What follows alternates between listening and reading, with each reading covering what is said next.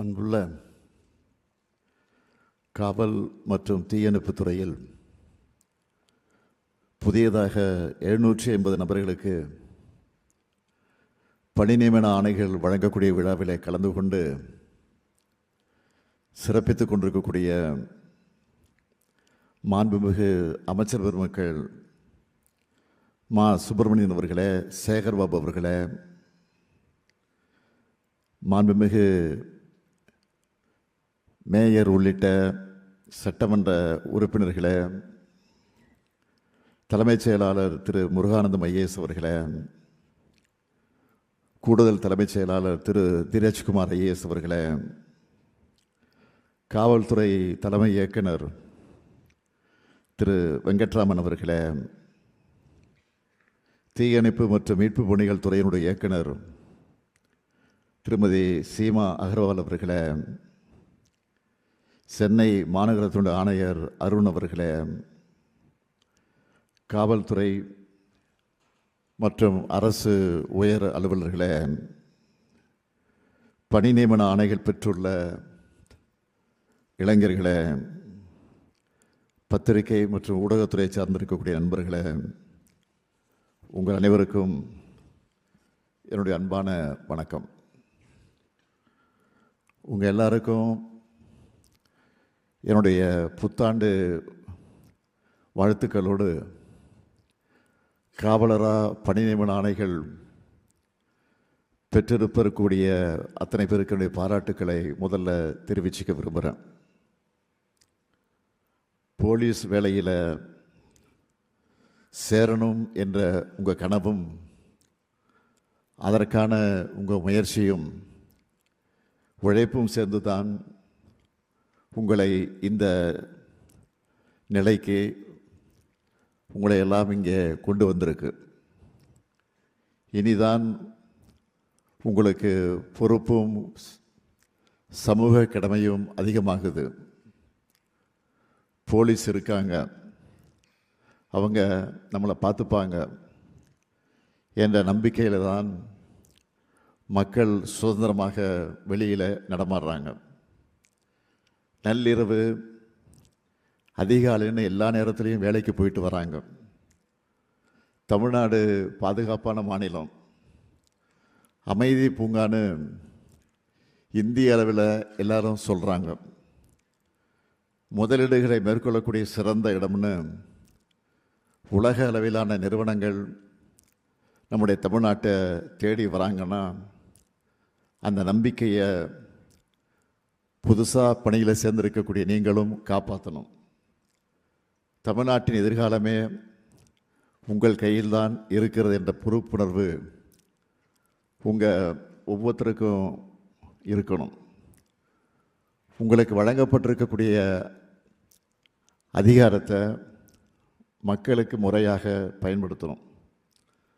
ஒரு காவலர் நல்லது செய்கிற செய்தி மீடியாக்களில் வரும்போது ஒட்டுமொத்தமாக அந்த துறைக்கே பெருமையை தெளித்தருது. எடுத்துக்காட்டு ஒன்று சொல்கிறேன்.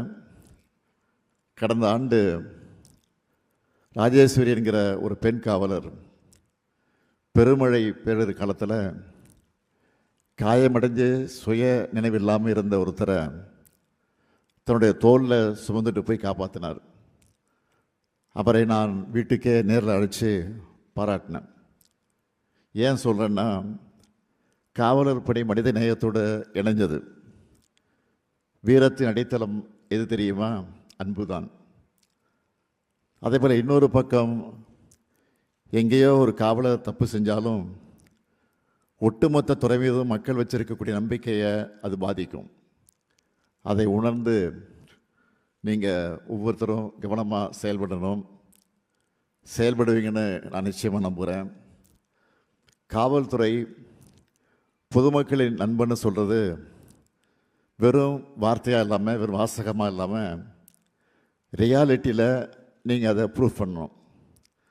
காவலர்னால் மக்களுக்கு காட்சிக்கு எளியவர்களாக கனிவாக நடந்துக்குங்க. உங்களுடைய உறுதி செய்கிற வேலையில் தெரியணும்.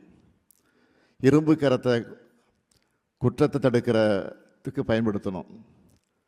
புகார் கொடுக்க வரவங்ககிட்ட மரியாதை, புன்னகை, அக்கறை இவைகளெல்லாம் இருக்கணும். அந்த கேரக்டரை காட்டுங்க.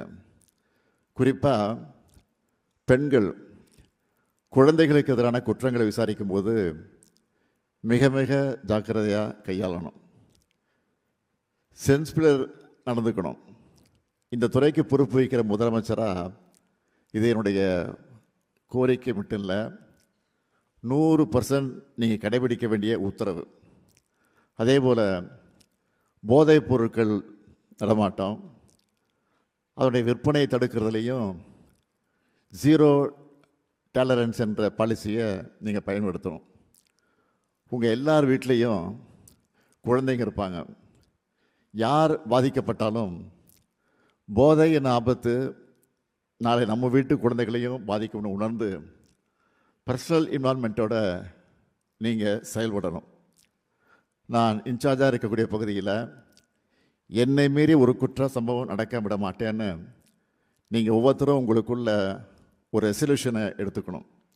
என்னடா வந்ததுலேருந்து மக்கள் நலனுக்காக மட்டும் சொல்கிறாரு, நம்ம நலனுக்கு எதுவும் இல்லையேன்னு நீங்கள் நினைக்கிறது எனக்கு தெரியுது. மக்களை காக்கிற உங்களுக்காக ஏராளமான திட்டங்களை செயல்படுத்திக்கிட்டு இருக்கோம்.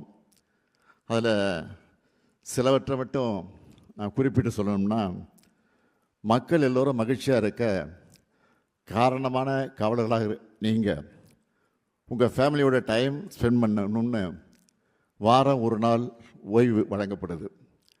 காவலர்களுக்கு வழங்கப்படும் காப்பீட்டுத் தொகை 2 மடங்காக வழங்கப்பட்டு வருது.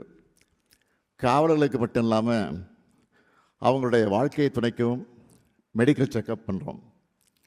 பெண்களுக்கான சிறப்பு மருத்துவ பரிசோதனையும் இதில் அடங்கும். +2 அதில் அதிக மதிப்பெண் எடுக்கக்கூடிய நம்ம டிபார்ட்மெண்ட்டில் வேலை பார்க்குறவங்களோட குழந்தைகளுக்கு மேற்படிப்புகளுக்காக கல்வி உதவித்தொகையாக தலா 30,000 ரூபாய் வழங்கப்பட்டு வருது. உங்கள் நலனுக்காக பல்வேறு மாவட்டங்களில் காவலர் நல அங்காடிகள் திறக்கப்பட்டிருக்கு. சமீபத்தில் கூட தென்காசி, ராணிப்பேட்டை, செங்கற்பட்டு, மயிலாடுதுறை ஆகிய புதிய மாவட்டங்களில் திறந்து வச்சுருக்கிறோம். இரவு ரோந்து பணிகளுக்கு போகக்கூடியவங்களுக்கு சிறப்பு படி வழங்கப்பட்டு வருது. பெண் காவலர்களுக்கான ஒர்க் லைஃப் பேலன்ஸ் குறித்த ஆனந்தம் பயிற்சி திட்டம் செயல்படுத்தப்பட்டு வருது.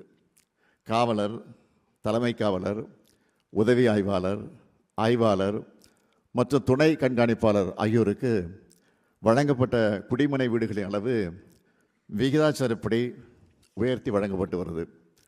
இன்னும் சில டேட்டாக்களை சொல்கிறேன். எஸ்எஸ்எல்சி +2ல் டாப் 10ல் வந்த நம்ம காவலர்களின் குழந்தைகள் 2493 பேருக்கு நம்ம ஆட்சியில் 1,33,00,000 ரூபாய் பரிசு தொகை வழங்கப்பட்டிருக்கு. நம்ம அரசு பொறுப்பேற்றதிலிருந்து 66 துணை கண்காணிப்பாளர்களும் 1065 காவல் உதவி ஆய்வாளர்களும் 16,199 2ஆம் நிலை காவலர்கள்னு மொத்தம் 17,330 நபர்கள் தமிழ்நாடு காவல்துறைக்கு தேர்வு செய்யப்பட்டு பணியில் அமர்த்தப்பட்டிருக்காங்க. மேலும் 2000 தீயணைப்பாளர்கள், 129 நிலைய அலுவலர்கள், 366 2ஆம் நிலை சிறை காவலர்களும் தமிழ்நாடு சீருடை வாரியம் மூலமாக தேர்ந்தெடுக்கப்பட்டு பணியமர்த்தப்பட்டிருக்காங்க. காவல்துறையில் பணிபுரிஞ்சு மறைந்தவங்களோட வாரிசுகள் 1532 பேருக்கு கருணை அடிப்படையில் பணி நியமன ஆணைகள் வழங்கியிருக்கிறோம். தொடர்ந்து உங்களோட நலனுக்காகவும் உங்கள் குடும்பத்தோட மகிழ்ச்சிக்காகவும் நம்ம அரசில் தேவையானவற்றை செஞ்சு தருவோம். இரவு பகல் பார்க்காம பண்டிகை நாட்கள்லையும் வார இறுதி நாட்களையும் கூட நீங்கள் பொறுப்பாக டியூட்டி பார்க்குற நம்பிக்கையில் தான் முதலமைச்சரான நான் தொடங்கி மாநிலத்தின் கடைகோடியில் வசிக்கிற சிட்டிசன் வர எல்லாரும் எங்கள் பணிகளை மேற்கொள்ளக்கூடிய சூழ்நிலை ஏற்படுது. அதனால் இந்த துறையோட முக்கியத்துவம் என்ன, உங்கள் வேலையோட பொறுப்பு என்ன, உங்கள் காக்கி உடையோட மரியாதை என்னன்னு முழுமையாக உள்வாங்கி மக்களுக்கு சேவையாற்றணும். மாநிலத்தின் அமைதியை தொடர்ந்து காப்பாற்றணும். சட்டம் ஒழுங்கை சமரசம் இல்லாமல் நிலைநாட்டணும்னு கேட்டுக்கொள்வதோடு நிறைவாக உங்களுக்கு ஒரு பர்சனல் அட்வைஸ் சொல்ல விரும்புகிறேன். போலீஸ் வேலையில் இருக்கக்கூடிய நீங்கள் தொடர்ந்து உங்கள் உடலை உறுதியாக வச்சுக்கணும். ஃபிட்னஸ் ரொம்ப முக்கியம். அதுக்கேற்ற உடற்பயிற்சிகளை தொடர்ந்து பண்ணுங்க. அது மட்டுமல்ல, ஏதாவது ஒரு ஸ்போர்ட்ஸில் பங்கெடுத்து விளையாடுங்க. பணி நியமன ஆணைகளை பெற்றுள்ள உங்களுக்கு மீண்டும் என்னுடைய வாழ்த்துக்களை சொல்லி விடைபெறுகிறேன். நன்றி, வணக்கம்.